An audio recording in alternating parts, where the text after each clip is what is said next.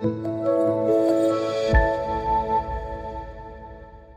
Ibu Saudara sekalian, kita patut bersyukur kepada Tuhan karena Tuhan masih memberi kita kesempatan untuk mendengarkan firman-Nya walaupun di masa yang tidak ideal, masa-masa pandemi ini, tapi kita patut bersyukur karena Tuhan masih mau berbicara kepada kita. Nah, hari ini saya tidak tahu keadaan kita selama pandemi. Apakah pandemi ini membuat kita lebih aktif dari biasanya, melakukan banyak hal yang lebih bermanfaat daripada sebelumnya? Atau kita menganggap masa pandemi ini sebagai masa cuti rohani, cuti dari semua kegiatan yang membawa faedah bagi banyak orang. Nah, saya tidak tahu bagaimana kondisi kita, tetapi saya percaya bahwa Tuhan masih mau menuntun kita, Tuhan masih mau membimbing kita, terutama melalui firman-Nya. Karena itu kita patut bersyukur kepada Tuhan, dan mari sebelumnya kita menyerahkan pemberitaan firman ini ke dalam tangan Tuhan. Mari kita berdoa. Bapa di surga, terima kasih Tuhan sudah memberi kami kesempatan untuk berkumpul bersama-sama, walaupun secara daring, secara online, tapi kami bersyukur ini kesempatan yang besar yang Tuhan beri bagi kami. Kami sebentar akan mendengarkan firman-Mu. Kami berdoa kiranya Tuhan berkenan bekerja di antara kami, menolong hamba-Mu, menolong umat-Mu, hamba-Mu yang menyampaikan dan umat-Mu yang mendengar. Kami semua lemah, terbatas dan berdosa, karena itu kami berdoa kiranya Tuhan berkenan menolong kami ya Tuhan. Di dalam anugerah-Mu kiranya Tuhan memimpin kami semuanya, supaya kami bisa mengerti firman-Mu tanpa keliru, menerimanya dengan lemah lembut di dalam hati kami.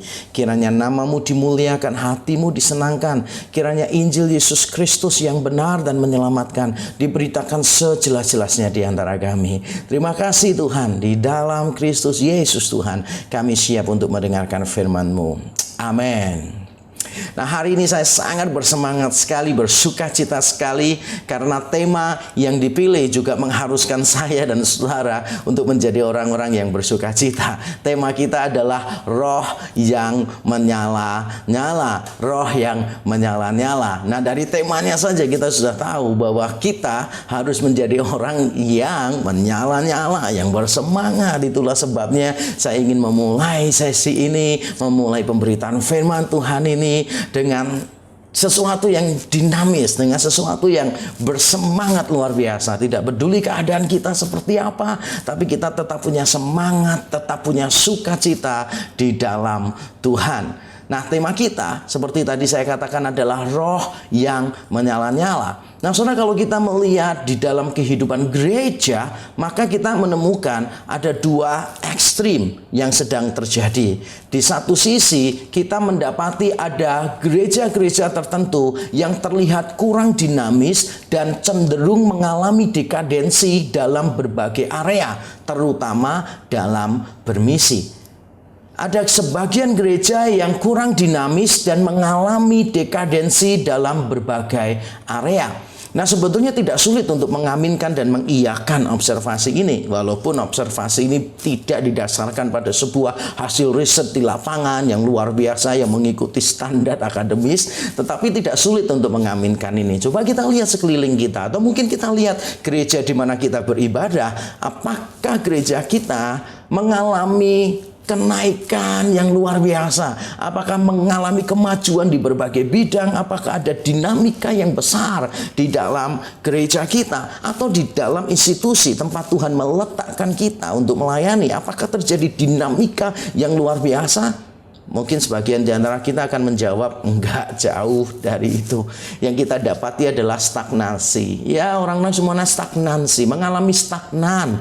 Dan susahnya adalah orang menyamakan stagnan dengan stabilitas. Stagnansi dianggap sama dengan stabilitas. Saya berapa kali berjumpa dengan rekan hamba Tuhan, sudah lama tidak berjumpa, kan mesti pertanyaannya adalah, bagaimana pelayananmu? Seberapa berkembang sekarang, kan mesti tanyanya gitu. Masa ketemu pendeta kita tanyanya, bagaimana, sudah ada istri baru atau belum, gitu kan? Nggak mungkin lah ya. Atau ketemu pendeta kita tanya, bagaimana, mobilmu baru nggak? Yang terbaru mobilmu apa? Nah, itu kan kita bukan YouTuber artis-artis itu kan yang suka mengumbar tentang mobil-mobil baru, barang-barang baru, rumah-rumah mewah. Nah, hamba Tuhan kan biasa tanyanya, bagaimana kemajuan perkembangan pelayanan di tempatmu gitu. Nah, beberapa teman dengan santai menjawab, ya puji Tuhan lah, stabil lah gitu. Nah, saya tanya, wah luar biasa ya, stabil ya gitu. Kira-kira berapa jumlah jemaatnya sekarang? Ya sekarang 40-an gitu. Lalu saya kaget, karena bertahun-tahun sebelumnya saya khotbah di tempat itu juga cuma 40. Jadi saya tanya, oh ya nggak mengalami perubahan ya, dari 40 tetap 40 ya. Kalau saya kan orangnya fair begitu aja kan gitu. Dan dia jawab ya itu, makanya saya bilang stabil.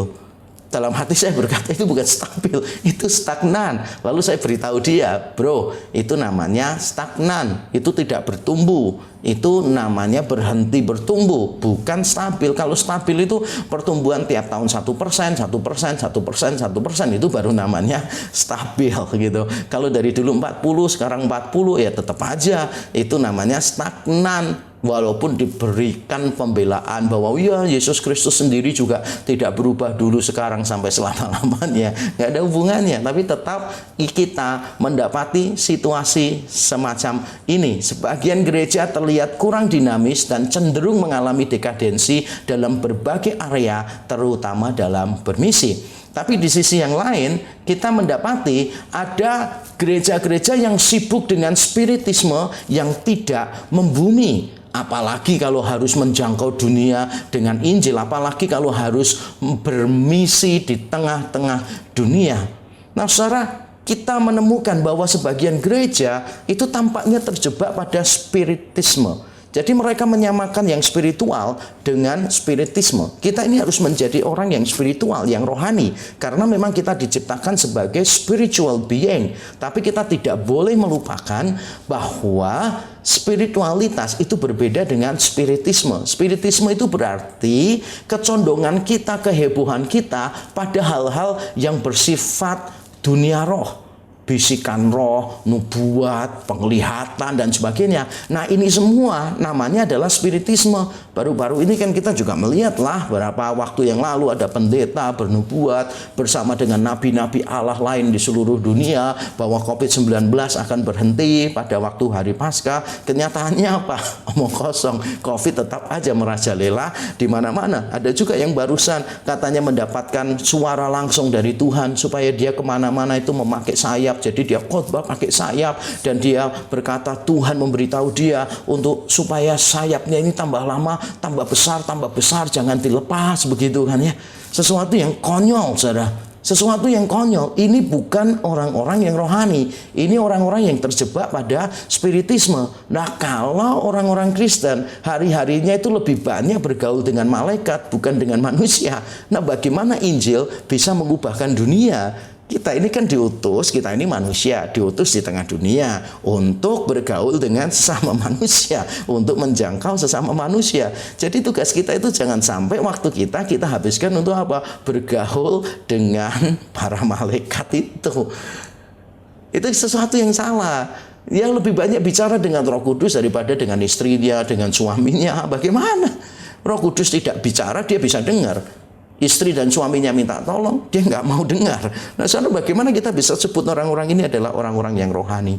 Jadi gereja di satu sisi mengalami kemunduran, tidak dinamis, mengalami dekadensi. Tetapi di sisi lain, gereja juga terjebak pada spiritisme yang kelihatannya bersemangat sekali, tetapi sebetulnya itu sangat berbahaya.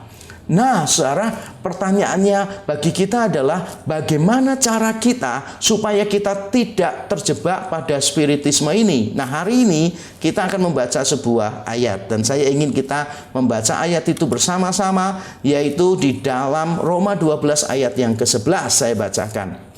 Janganlah hendaknya kerajinanmu kendor, biarlah rohmu menyala-nyala dan layanilah Tuhan. Sekali lagi, janganlah hendaknya kerajinanmu kendor, biarlah rohmu menyala-nyala dan layanilah Tuhan.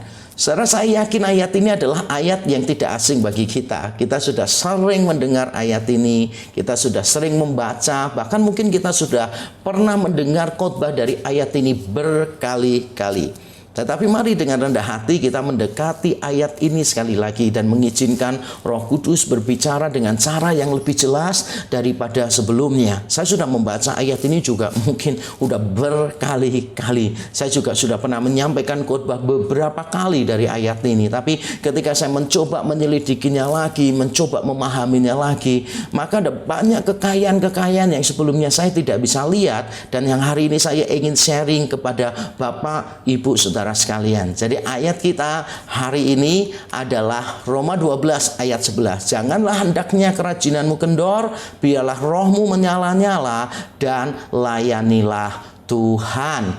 Dan saya ingin menerangkan ancaman kelesuan yang ada di balik nasihat ini, yaitu ancaman kelesuan yang pertama adalah pengaruh dunia. Di dalam pasal 12 ayat yang kedua dikatakan, janganlah kamu menjadi serupa dengan dunia ini, tetapi berubahlah oleh pembaruan budimu, sehingga kamu dapat membedakan manakah kehendak Allah, apa yang baik, yang berkenan kepada Allah, dan yang sempurna. Nah, Bapak Ibu Saudara sekalian, bukan kebetulan kalau Paulus memulai dengan kalimat hendaklah kerajinanmu jangan kendor, biarlah rohmu menyala-nyala dan layanilah Tuhan. Perintah ini pasti ada sebabnya, pasti ada alasannya mengapa Paulus perlu mengatakan ini, dan saya menduga karena Paulus sedang mengantisipasi bahaya kelesuan secara rohani yang tadi saya sudah sebutkan. Bahaya kelesuan yang pertama disebabkan oleh pengaruh dunia. Kadangkala dunia dengan semua semangat di dalamnya, dengan konsumerismenya, sekularisasinya, hedonismenya, materialismenya, semua yang berbau isme-isme itu akhirnya membuat kita, hati kita terpikat kepada semuanya itu. Jadi kita mengejar kesenangan-kesenangan duniawi, mengejar materi-materi, mengejar hal-hal yang sebetulnya tidak terlalu berharga, tapi kita kejar begitu rupa. Nah, kalau hati kita sudah terpikat pada hal-hal yang duniawi, maka hati kita akan sulit untuk bersemangat secara rohani. Saya ulang sekali lagi, kalau hati kita sudah sedemikian terpikat dengan hal-hal yang duniawi, maka sulit bagi kita untuk memiliki semangat yang rohani. Pasti kita juga, tenaga kita, pikiran kita, semua dalam diri kita juga akan fokuskan pada apa? Kita akan fokuskan kepada pencarian hal-hal yang duniawi tadi. Dan ini adalah sesuatu yang mengancam kita. Ini adalah ancaman yang bisa menimbulkan kelesuan secara rohani. Itulah sebabnya Paulus perlu memberikan nasihat gitu. Hendaklah, janganlah kerajinanmu kendor, hendaklah rohmu menyala-nyala, dan layanilah Tuhan. Nggak ada alasan lain lagi. Selain pengaruh duniawi, ancaman kelesuan itu juga datang dari konsep tentang karunia yang keliru. Di ayat yang ketiga sampai yang ke-8 dari Roma pasal 12, Paulus menceritakan tentang karunia rohani. Dan saya bacakan beberapa ayat di awal saja. Berdasarkan kasih karunia yang dianugerahkan kepadaku, aku berkata kepada setiap orang di antara kamu, janganlah kamu memikirkan hal-hal yang lebih tinggi daripada yang patut kamu pikirkan, tetapi hendaklah kamu berpikir begitu rupa, sehingga kamu menguasai diri menurut ukuran iman yang dikaruniakan Allah kepada kamu masing-masing. Saudara, kadangkala kita itu mengalami kelesuan di dalam rohani, di dalam pelayanan, karena mungkin kita membandingkan diri kita dengan orang lain. Atau mungkin kita memiliki konsep karunia rohani yang keliru. Kita mungkin berpikir bahwa kalau aku punya karunia-karunia yang spektakuler begitu, wah, maka itu akan membuat aku bersemangat luar biasa. Kalau aku memberitakan Injil sebagai seorang public speaker, seorang penginjil yang ada di atas mimbar berkhotbah kepada ribuan orang di lapangan, wah, mungkin aku akan semangat luar biasa. Dan itu pernah menimpa salah satu rekan saya pada waktu di sekolah Alkitab. Tiap malam dia tidak bisa tidur kalau dia tidak membayangkan dirinya itu sedang berdiri di mimbar, di depan dia itu ada lapangan yang luar biasa dan ada ribuan orang yang mendengarkan khotbahnya. Tapi apa jadinya? Sampai sekarang pun saudara, yang mendengarkan dia juga cuma sedikit. Yang ribuan mungkin semut hitam, semut merah di dalam gedung gerejanya dia. Nah, tapi ada beberapa orang punya konsep keliru semacam itu. Mereka berpikir bahwa, wah, kalau aku punya karunia mujizat, punya karunia ini, wah, aku akan melayani Tuhan dengan semangat. Tapi apalah aku nggak punya karunia rohani begitu. Apalagi kalau sudah mulai membandingkan, aku ini cuma bisa memberitakan Injil satu demi satu. tidak bisa langsung bicara di mimbar didengarkan banyak orang. Nah, seringkali konsep yang salah tentang karunia rohani itu bisa menghambat kita, bisa menimbulkan kelesuan di dalam diri kita. Makanya kita perlu cek hati kita. Kalau kita mengalami kelesuan rohani, mungkin karena kita iri dengan karunia orang lain, mungkin kita merasa kita ini tidak seberapa punya karunia. Makanya Paulus tadi memberitahu masing-masing kita itu jangan berpikir melebihi dari apa yang seharusnya kita pikirkan, karena masing-masing orang sudah diberi jatah sendiri-sendiri, diberi karunia sendiri-sendiri menurut ukuran iman, menurut kedaulatan Tuhan. Tuhan tahu yang terbaik untuk setiap anak-anaknya. Nah, itu adalah alasan yang kedua, mungkin bahaya yang kedua yang bisa menimbulkan kelesuan. Tapi bukan cuma konsep tentang karunia yang keliru atau pengaruh duniawi, tetapi kita juga harus berhati-hati mewaspadai yang ketiga ini, yaitu kurangnya kasih kepada sesama. Di ayat yang ke-9 dan 10 dari pasal 12 Roma 12 juga dikatakan, hendaklah kasih itu jangan pura-pura, jauhilah yang jahat dan lakukanlah yang baik. Hendaklah kamu saling mengasihi sebagai saudara dan saling mendahului dalam memberi hormat.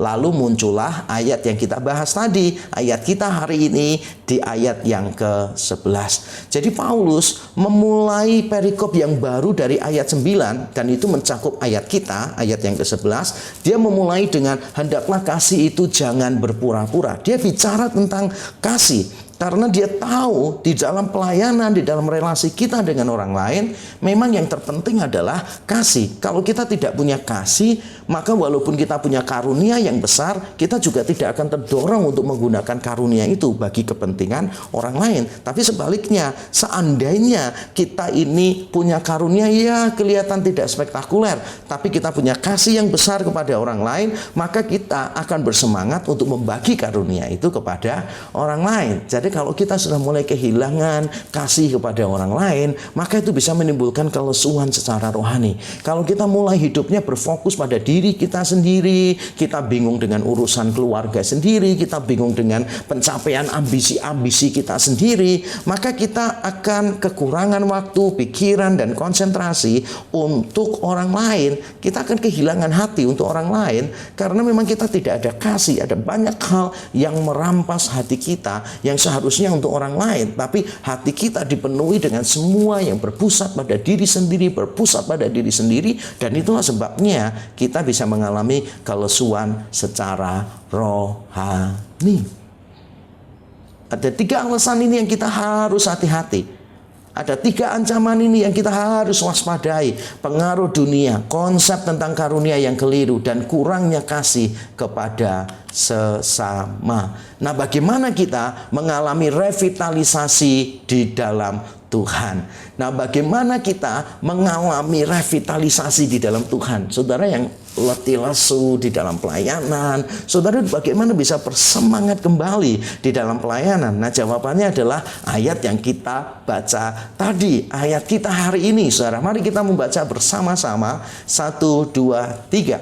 Janganlah hendaknya kerajinanmu kendor, biarlah rohmu menyala-nyala, dan layanilah Tuhan. Ayat ini kalau dilihat dari sisi tata bahasa Yunani, Bapak Ibu Saudara bisa melihat sebetulnya kita langsung bisa tahu mana yang menjadi induk kalimat, mana yang menjadi anak kalimat. Induk kalimatnya terletak pada janganlah hendaknya kerajinanmu kendor. Lalu diterangkan dengan 2 anak kalimat, biarlah rohmu menyala-nyala. Lalu ada satu lagi, layanilah Tuhan. Dan itu kelihatan sekali di dalam teks Yunaninya. Di dalam teks Yunaninya, saudara, itu ada kalimat imperatif, en spude me okneroi. Lalu diterangkan dengan 2 anak kalimat berbentuk partisip, to pneumatizeon tes dengan to kurio duluon tes. Nah, Bapak Ibu Saudara, kesulitan kita selama pandemi sudah cukup banyak, jadi tidak usah mencoba membaca kata-kata Yunani tadi, karena kalau kita membacanya dan lidah kita kesleo gitu, tidak ada tukang pijat khusus lidah kan gitu. Dan kalau kita membacanya, waduh rasanya susah setengah mati, dan kalaupun bisa juga nggak menambah apa-apa sih.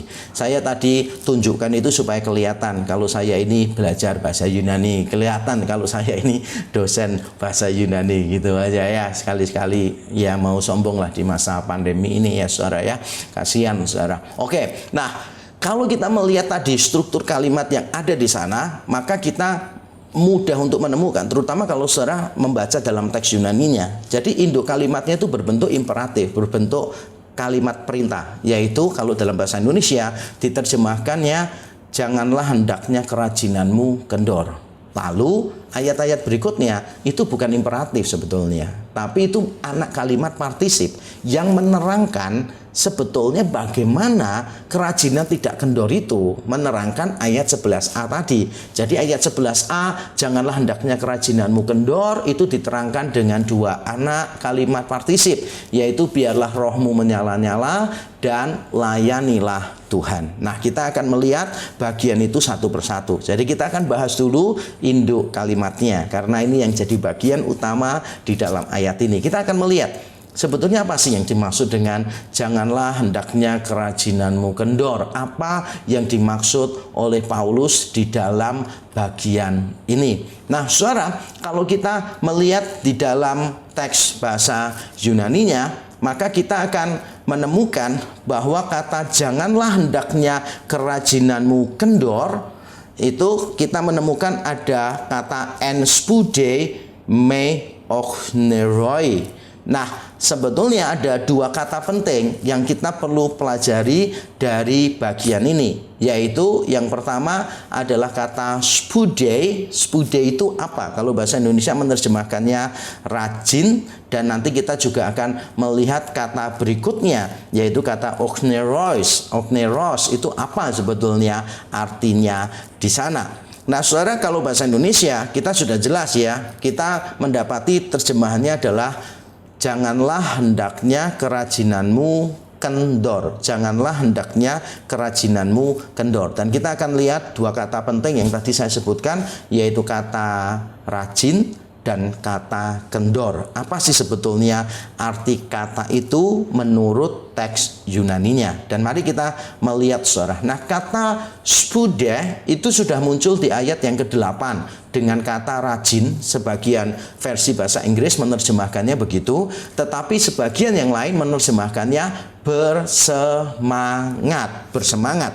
Nah, sebetulnya apa yang dimaksud sih rajin atau bersemangat? Nah, kalau kita membaca di dalam beberapa teks pemunculan kata ini di dalam teks-teks yang lain, maka kita akan menemukan bahwa kata spude di sini sebetulnya bukan cuma berarti rajin atau bersemangat, tetapi menunjukkan kesegeraan dan kesungguhan. Jadi bukan cuma kita rajin, tapi ada unsur kesegeraan dan ada unsur kesungguhan. Nanti Bapak Ibu Saudara bisa mencatat ayat-ayat yang saya tampilkan di layar ini. Markus 6 ayat 25, Lukas 1 ayat 39, bagaimana Maria setelah mendengar kabar dari malaikat dia langsung pergi menemui Elisabet, atau kesungguhan di dalam 2 Korintus 7 ayat 11 dan 12, 2 Korintus 8 ayat 7 dan 8 dan ayat 16. Bapak Ibu Saudara nanti bisa cek sendiri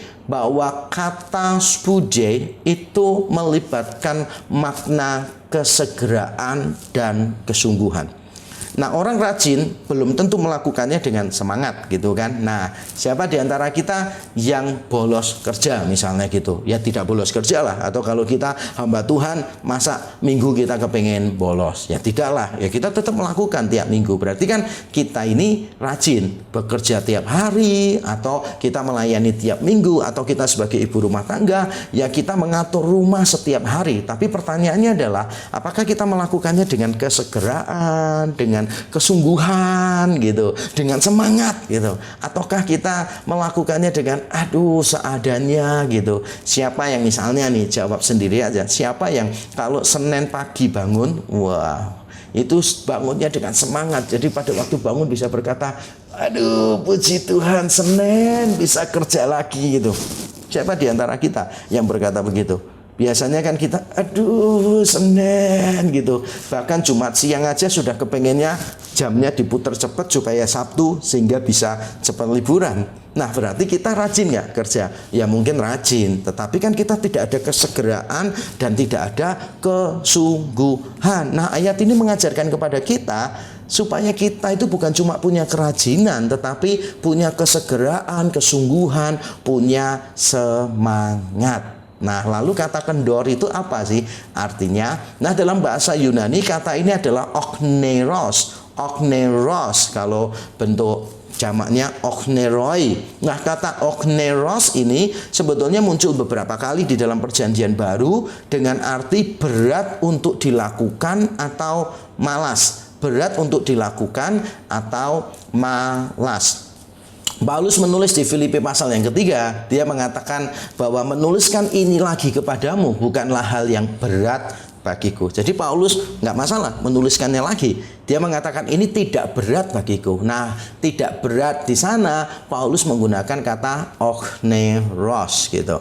Nah, berikutnya di Matius 25 kita tahu ada hamba yang diberi 5, 2, 1 talenta kan. Kemudian hamba yang 1 talenta tidak mau kerja, cuma menyimpan di dalam tanah. Lalu ketika berjumpa dengan tuannya berkata, "Hai kamu hamba yang malas dan tidak setia, hai kamu hamba yang malas dan jahat." Nah, saudara, kata yang dipakai di sana untuk malas adalah kata okneros. Jadi malas itu ia artinya kendor, tapi bukan cuma malas begitu. Tapi kata okneros ini bisa berarti sesuatu yang dengan berat kita lakukan. Jadi tidak selalu malas. Kalau malas kan kadang-kala tidak melakukan sama sekali kan. Kadang-kala malas itu tidak melakukan sama sekali. Tapi yang dimaksud di sini adalah kita ini jangan berat untuk melakukannya. Sehingga kalau kita gabung ayat tadi, janganlah hendaknya kerajinanmu kendor. Itu kalau kita terjemahkan secara hurufiah,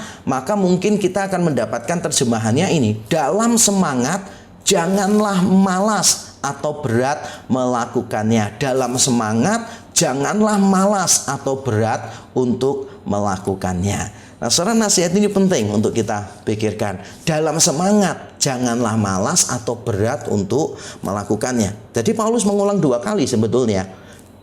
Dalam semangat, ya sudah pasti kan tidak asal-asalan, tidak malas-malasan sebetulnya. Bahasa Indonesia menerjemahkannya, janganlah hendaknya kerajinanmu kendor gitu. Tapi sebetulnya terjemahan hurufiahnya adalah di dalam semangat, di dalam kesegeraan, di dalam kesungguhan gitu. Janganlah malas atau berat untuk melakukannya. Nah, coba kita berhenti sebentar dan melihat diri kita.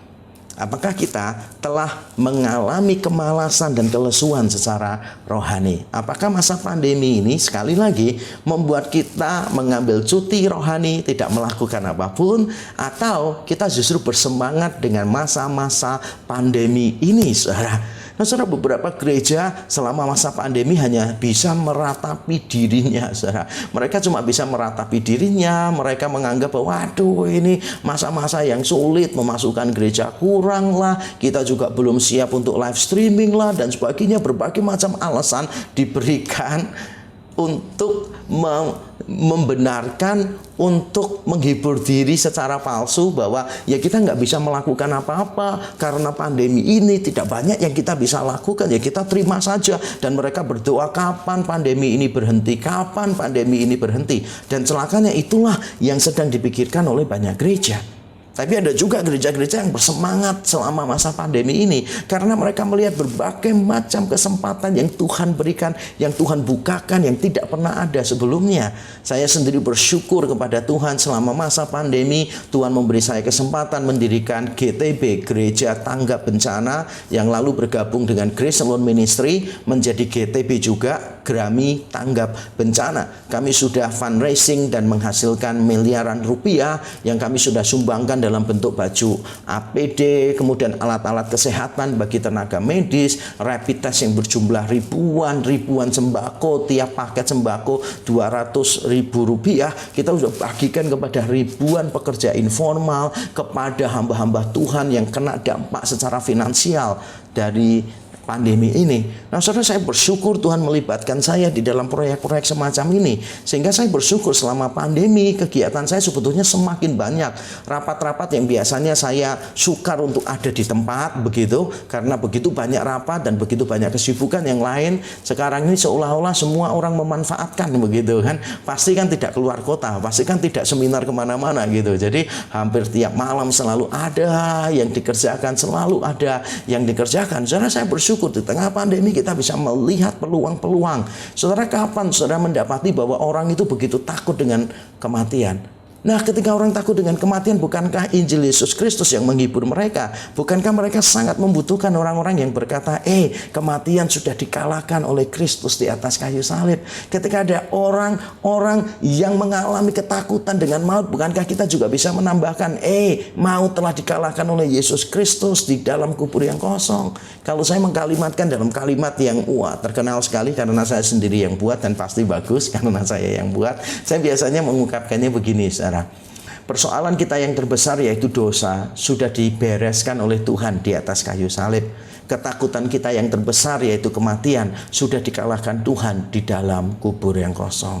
Jadi seharusnya kita ini jadi orang-orang yang bersukacita di tengah pandemi ini. Bukan berarti kita bersukacita karena pandemi, tetapi kita tetap bisa bersukacita walaupun terjadi pandemi, walaupun terjadi masa-masa yang sulit di dalam hidup kita sendiri. Dan ini kesempatan bagi kita untuk memberitakan kabar baik kepada orang yang sedang menderita. Kita bisa memberitahu Allah menjadi manusia supaya ikut merasakan penderitaanmu dan penderitaanku. Ada banyak kesempatan, saudara. Tapi sayangnya sekali lagi ada banyak orang yang tidak memanfaatkan masa pandemi ini, sehingga mereka perlu mendengarkan nasihat Paulus ini. Dalam semangat, janganlah malas atau berat untuk melakukannya. Nah, bagaimana cara kita supaya kita bisa tidak kendor kerajinan kita? Nah, ini dia cara yang disebutkan di dalam anak kalimat yang pertama di ayat 11b, yaitu biarlah rohmu menyala-nyala, atau kalau dalam bahasa Yunani adalah to pneumati seiontes.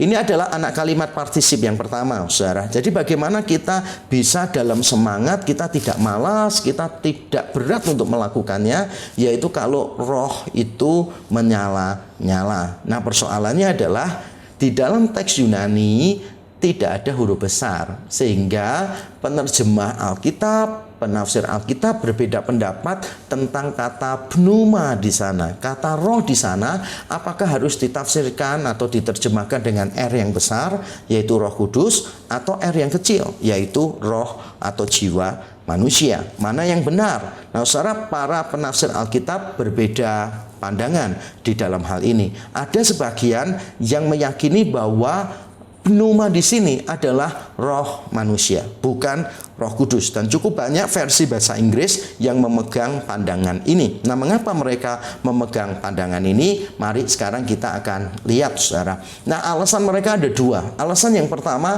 adalah karena konteksnya itu kan tentang semangat, jangan kendor, kita harus rajin dan sebagainya. Jadi karena mereka melihat bahwa konteksnya Paulus di ayat 11a berkata, janganlah hendaknya kerajinanmu kendor, atau secara hurufiah kita sudah lihat, dalam semangat, janganlah malas atau berat melakukannya. Jadi ini semua tentang apa? Tentang semangat, jangan kendor, tentang kerajinan. Nah, karena ini berkaitan dengan semangat, kerajinan, jangan kendor dan sebagainya, maka sangat wajar kalau yang menyala-nyala itu adalah roh manusia. Jadi kita yang menyala-nyala gitu, karena kelihatannya kok pas dengan ayat yang 11a tadi. Jadi kelihatannya selaras begitu. Nah, tapi ada alasan lain lagi nih. Nah, saudara, di dalam ayat 11b tadi kita melihat kan ada kata pneuma dan ada kata seiontes atau sama dengan kata zeon. Nah, ternyata kata roh dengan kata menyala ini, jadi kata roh dengan kata menyala juga muncul di Kisah Rasul 18, dan kalimat yang dipakai mirip sekali, zeon to pneumati, zeon to pneumati. Jadi mirip sekali. Nah, di dalam Kisah Rasul pasal 18, kata ini dikenakan kepada Apolos. Jadi Apolos itu dengan sangat semangat mengajarkan kitab suci, berbicara kepada orang-orang Yahudi. Nah, kata bersemangat di sana itu juga memakai kata zeon yang akar katanya sama dengan seontes tadi di dalam Roma 12 ayat 11b, dan juga ada kata pneuma, ada kata roh juga. Nah, jadi kalau digabung dua alasan ini tampaknya masuk akal juga sih kalau kita menganggap bahwa roh yang dimaksud di Roma 12 ayat 11b ini bukan Roh Kudus tetapi roh manusia, karena selaras dengan ayat 11a-nya, semangat, jangan kendor, harus rajin, jangan berat melakukannya, dan ini hendaklah roh kita menyala-nyala. Kelihatannya kan semangat, dan Apolos juga ternyata di Kisah Rasul 18 dikenakan kepada Apolos itu dua kata yang sama persis yang muncul di Roma 12 ayat yang ke-11 tadi. Nah, tapi ada juga orang yang tidak setuju dengan pandangan ini. Jadi dua alasan ini ditentang oleh penerjemah yang lain, oleh penafsir Alkitab yang lain. Dan mengapa mereka menentangnya? Mari kita melihat alasannya. Jadi mereka memberikan tiga alasan. Yang pertama, langsung cepat saja, nanti saya akan menerangkan sesudahnya. Yaitu karena ini dianggap pengulangan percuma dari ayat 11a. Dianggap pengulangan percuma dari ayat yang ke-11a. Nah, bagaimana bisa? Nanti saya akan terangkan.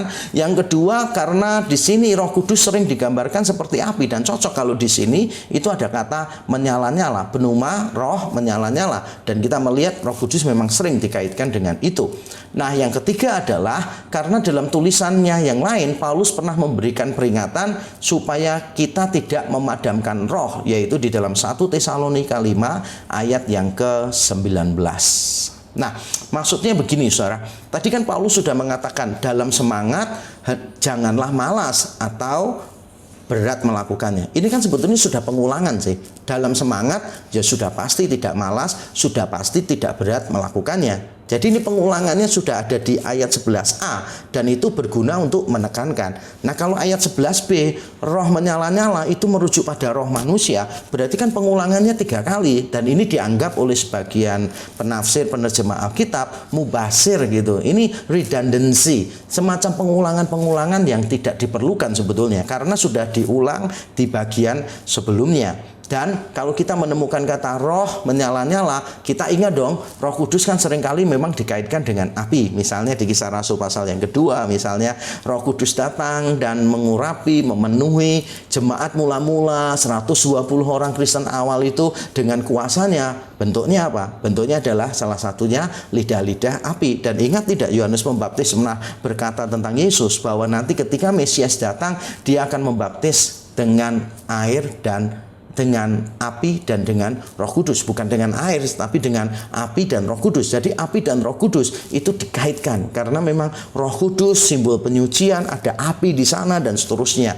Dan menurut saya yang paling menarik, yang paling kuat adalah karena Paulus sendiri di tempat yang lain Paulus memberikan nasihat, jangan padamkan roh. 1 Tesalonika 5. Dia mengatakan jangan padamkan roh. Ya, kalau saudara mendapat kata padam, berarti saudara mengaitkan roh dengan apa? Saudara pasti mengaitkannya dengan api. Itulah sebabnya saya secara pribadi menganggap penafsiran yang kedua ini sebetulnya lebih kuat daripada penafsiran yang pertama tadi. Jadi saya menafsirkan roh yang menyala-nyala di sini itu adalah Roh Kudus. Jadi biarlah kita memberi keluasaan kepada Roh Kudus untuk bekerja di dalam diri kita. Nah, Roh Kudus itu selalu bekerja di dalam diri kita. Kalau sampai kita mengalami kelesuan secara rohani, itu bukan karena Roh Kudus kurang kuat bekerja di dalam diri kita, tapi karena kita yang memadamkan roh itu. Kita yang memadamkan roh itu. Jadi walaupun kita menentang spiritisme, terlalu bergantung pada penglihatan lah, pada mimpi, nubuat, bisikan roh,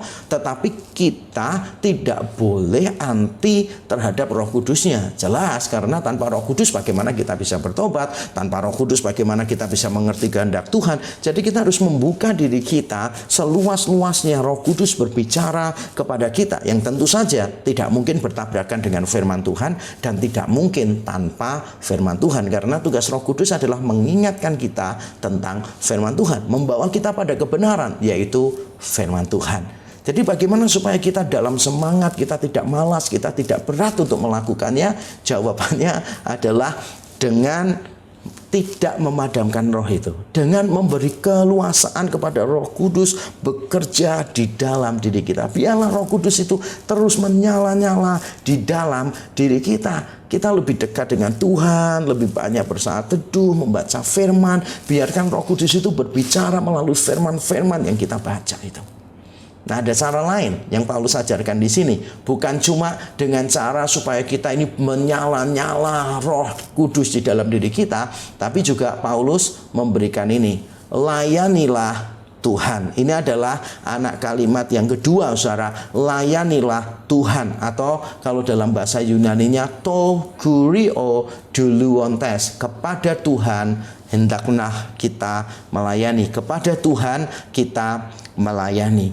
Nah, saudara, ini penting sekali untuk kita perhatikan, saudara. Roh Kudus menyala-nyala di dalam diri kita, Roh Kudus bersemangat di dalam diri kita, itu sesuatu yang harusnya terjadi di dalam hidup kita. Tetapi kita juga harus berhati-hati, tujuannya apa Roh Kudus itu menyala-nyala di dalam diri kita. Banyak orang yang kelihatannya sangat dekat dengan Roh Kudus, saudara, tapi ya itulah tujuannya apa sebetulnya. Saya berapa kali mengatakan di dalam khotbah saya, orang-orang yang paling sering bicara tentang Roh Kudus ternyata hidupnya paling duniawi itu, saudara.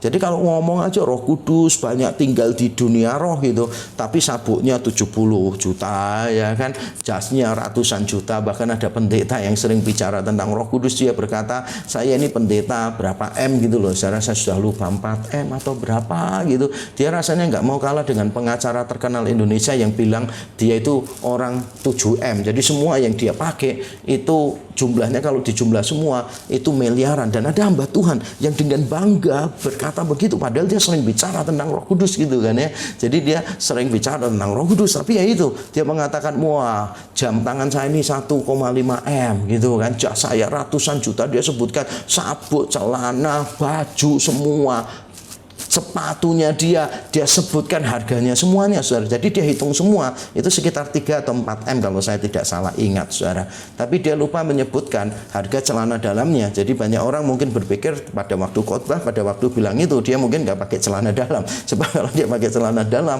mungkin dia akan memberitahu kali ya, celana dalamnya harganya 5 juta mungkin, atau 50 juta gitu kan. Ya kalau kita kan sejuta itu sudah dapat satu box gede kan ya gitu. Nah, saudara, ada orang yang kelihatannya suka bicara tentang Roh Kudus tetapi hidupnya duniawi. Nah, ini tidak boleh terjadi. Justru Paulus memberitahu kalau Roh Kudus itu menyala-nyala di dalam diri kita, membuat kita itu bersemangat untuk Tuhan, itu adalah supaya kita melayani Tuhan. Layanilah Tuhan. Dan saudara, ada 2 poin penting dari nasihat ini, saudara, yang akan kita lihat bersama-sama. Yang pertama adalah supaya kita tidak sibuk dengan agenda sendiri, tetapi untuk Tuhan. Maksud saya adalah begini, saudara. Kadang-kadang kita itu melayani, tapi siapa yang kita layani gitu.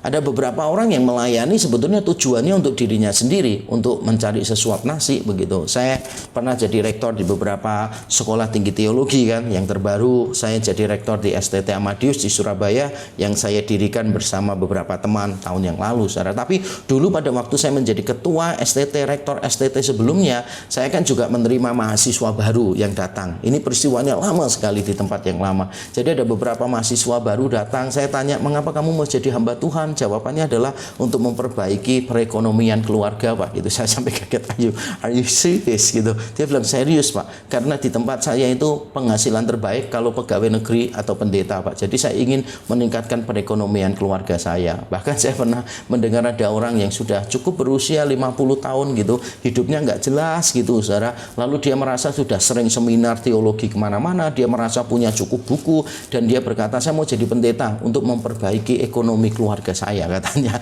Dia bilang begini, saya mau jadi seperti pendeta A, pendeta B, gitulah, termasuk nama saya disebut. Saya kepengen jadi seperti pendeta Yakub Trihandoko itu gitu kan ya.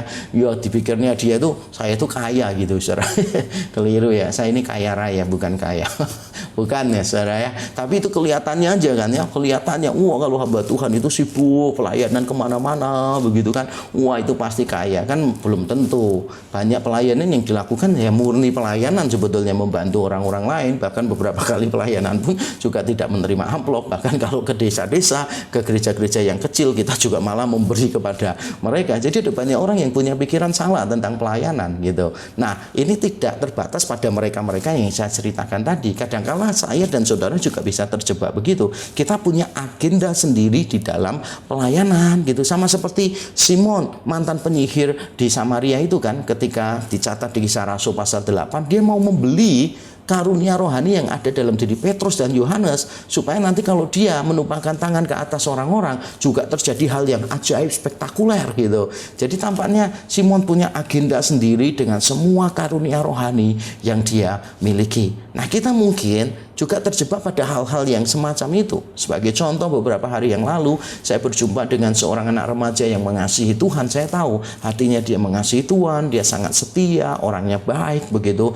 Dia menceritakan kegundahannya dia karena dia ini ketua panitia sebuah acara dan dia bingung harus memutuskan sesuatu. Saya beritahu dia, sudah putuskan apa yang benar yang terbaik untuk semua. Lalu dia bilang, aduh nanti kalau ada yang tidak setuju bagaimana gitu. Lalu dia selalu bingung, nanti kalau ada yang protes bagaimana, nanti kalau ada orang yang tidak suka dengan aku bagaimana. Lalu saya memberitahu dia, loh apakah kamu mau menyenangkan semua orang? Kelihatannya kamu punya kecenderungan menyenangkan semua orang, dan kamu harus hati-hati karena orang yang menyenangkan semua orang biasanya tidak mengasihi semua orang.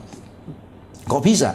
Ya kalau saudara mau menyenangkan semua orang, berarti kan saudara sukar untuk berbeda pendapat dengan orang itu. Saudara kan berarti agak enggan untuk melukai perasaan orang itu dengan teguran, walaupun halus tegurannya, walaupun mungkin itu tidak menyakiti orang itu, tapi saudara mungkin takut kehilangan relasi, takut kehilangan kedekatan, penerimaan dan sebagainya, sehingga saudara tidak membangun orang itu. Dan bukankah kasih itu seharusnya membangun? Dan salah satu cara kita membangun adalah speaking the truth in love. Efesus 4 ayat 15 mengatakan kebenaran di dalam kasih. Jadi kita mengatakan kebenaran tapi dengan penuh kasih. Jangan sampai atas nama kasih lupa memberitakan kebenaran, atau asal aja membela kebenaran tapi melupakan kasih. Jadi kasih itu membangun, speaking the truth in love. Jadi orang yang berusaha menyenangkan hati semua orang biasanya adalah orang yang tidak mengasihi semua orang. Nah, alasan lain mengapa saya mengatakan orang yang berusaha untuk menyenangkan semua orang biasanya tidak mengasihi semua orang adalah karena yang dia kasih itu sebetulnya dirinya sendiri. Dia tidak ingin kehilangan teman, dia tidak ingin merasa tidak nyaman karena banyak yang menyerang dia. Jadi sebetulnya yang dipikirkan adalah bagaimana saya bisa diterima semua orang. Jadi sebetulnya fokusnya dia bukan orang lain, tetapi dirinya sendiri. Dan ini agenda-agenda pribadi yang kalau saya beritahukan contoh-contoh yang lain, mungkin kita tidak akan pernah punya waktu yang cukup. Saya sering jatuh di bidang ini, saudara juga mungkin sering jatuh di bidang yang sama. Jadi kita perlu bukan cuma roh kita itu menyala-nyala, Roh Kudus di dalam diri kita menyala-nyala, tetapi kita juga perlu untuk menunjukkannya untuk Tuhan, untuk kemuliaan Tuhan. Whatever we do it for the glory of God. Nah, nasihat supaya kita melayani Tuhan ini, saudara, juga penting untuk kita pikirkan, karena beberapa orang itu terjebak pada spiritisme yang berbahaya dan tidak berguna. Terjebak pada spiritisme yang berbahaya dan tidak berguna. Apa maksudnya? Maksudnya begini, saudara. Orang yang semakin dekat dengan Roh Kudus, saya mendapati beberapa kok semakin aneh ya, sehingga saya ragu apakah mereka benar-benar dekat dengan Roh Kudus atau tidak. Orang-orang yang saya pernah itu ngajak makan teman kita, ayo makan yuk gitu. Dijawab, bentar ya, saya tanya Roh Kudus dulu. Diajak makan orang aja mau tanya Roh Kudus, saudara. Luar biasa rohani ya orang ini ya gitu. Kalau kita diajak makan orang, yuk makan yuk gitu, kita kan selalu tanya yang bayar siapa kan gitu. Begitu yang bayar bukan kita, ya nggak perlu tanya Roh Kudus kan, kita langsung aja berangkat gitu. Dan ketika makanannya siap, ayo silakan makan. Wah, orangnya jawab, sebentar saya lagi tanya Roh Kudus, makan yang mana duluan gitu. Sampai orang itu merasa, aduh ini orang kok aneh banget sih, dan karakternya dia sulit untuk diterima orang lain. Orangnya itu bukan orang yang mudah bergaul dengan orang lain, yang peka terhadap orang lain. Kata-katanya itu terlalu rohani, dipenuhi jargon-jargon rohani. Beberapa waktu yang lalu saya berjumpa dengan salah satu jemaat saya dan dia cerita bahwa orang tuanya bukan jemaat saya ya, sebab kalau jelek kan saya nggak mungkin cerita lah kalau itu dari jemaat saya. Jadi dia jemaat saya, orang tuanya bukan gitu kan ya.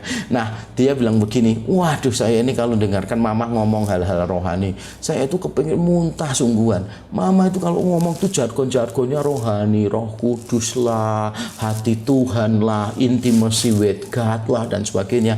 Tapi lu hidupnya dia itu nggak disukai semua orang. Dia tuh friendless, nggak punya teman karena memang orang nggak nyaman. Selalu kalau dia ngomong ya isinya itu ketus, keluhan, menebarkan pesimisme, lalu ada kepahitan-kepahitan di dalam dirinya, kurang bisa mengerti orang lain, kurang bisa mendengar orang lain. Tapi kalau bicara tentang Roh Kudus, wih luar biasa. Nah ini pasti bukan dipenuhi oleh Roh Kudus. Sebab kalau kita dipenuhi dengan Roh Kudus, itu kita tidak akan hidup berfokus pada diri kita sendiri. Roh Kudus bukan cuma memberi kita karunia rohani, tetapi menumbuhkan buah roh di dalam diri kita, sehingga kita menjadi orang yang lemah lembut, orang yang ceria, yang bersuka cita, dan menebar kasih kepada sebanyak mungkin orang. Nah, kalau orang dipenuhi dengan Roh Kudus, dia harus melayani Tuhan dong. Jangan terjebak pada spiritisme aja. Tiap hari itu berdoa. Makanya saya sering ngomong begini, orang yang berdoa setiap hari sepanjang hidupnya itu pasti berdosa. Jadi 24 jam berdoa sepanjang hidupnya itu pasti berdosa. Seandainya ada ya, itu pasti berdosa. Kenapa berdosa? Ya karena Tuhan bilang pergi beritakan Injil gitu kan. Pergilah jadikan semua bangsa muridku, kunjungilah janda-janda dan yatim piatu. Banyak hal yang harus kita lakukan secara konkret, tetapi banyak orang yang terjebak pada spiritisme. Makanya Paulus menasihatkan kita hari ini bahwa ketika Roh Kudus menyala-nyala di dalam diri kita, itu bukan supaya kita lebih banyak hidup di dunia roh, tetapi supaya kita melayani Tuhan. Jadilah berkat bagi orang-orang di sekeliling kita. Beritakan Injil, keluarkan Injil dari mulut kita. Kita membagi kabar baik, terutama di masa-masa pandemi ini. Banyak orang mengalami penderitaan, kehilangan harapan, ketakutan terhadap kematian. Injil sangat diperlukan, kabar baik sangat diperlukan. Ada banyak orang yang kolaps secara usahanya, bisnisnya, sehingga mereka merasa tidak punya harga diri lagi, takut tidak diterima oleh lingkungan, takut tidak diakui oleh keluarga besar. Disitulah kabar baik diberitakan bahwa tidak peduli keadaan kita apapun, Injil Yesus Kristus memberitahu kita Allah menerima kita apa adanya, dan Allah ingin mengubah kita menjadi seperti Yesus Kristus, anaknya.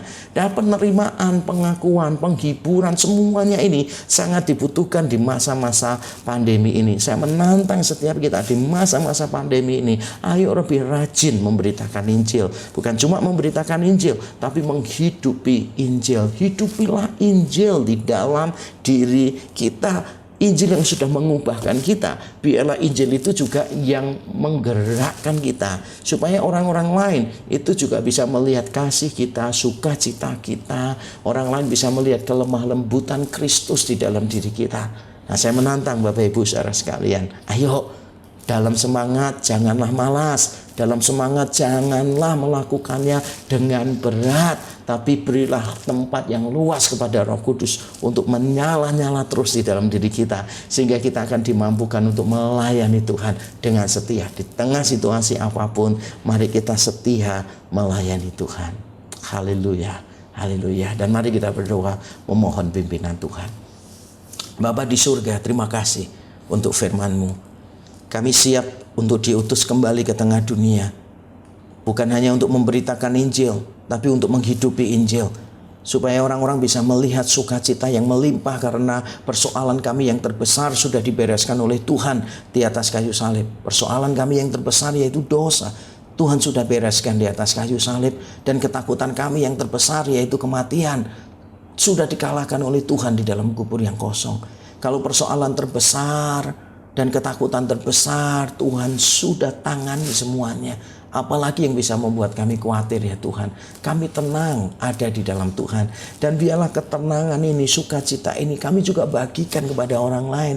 Kami ingin orang lain juga mengalami sukacita yang sama. Saya ingin orang lain, kami ingin orang lain juga mengalami perubahan hidup yang sama. Ya Tuhan, kiranya Tuhan menolong setiap kami. Bukan hanya mendengar dan bersuka cita, menerima firman-Mu, tapi kami menjadi pelaku-pelaku firman-Mu yang setia di tengah dunia yang sedang sangat membutuhkan kabar baik. Kiranya Tuhan menuntun kami untuk memberitakan itu kepada mereka. Terima kasih. Di dalam Kristus Yesus Tuhan, kami berdoa dan kami mengucap syukur. Amin. Amin. Tuhan memberkati Bapak Ibu saudara sekalian. Terima kasih untuk kesempatan yang diberikan kepada saya. Tuhan memberkati kita.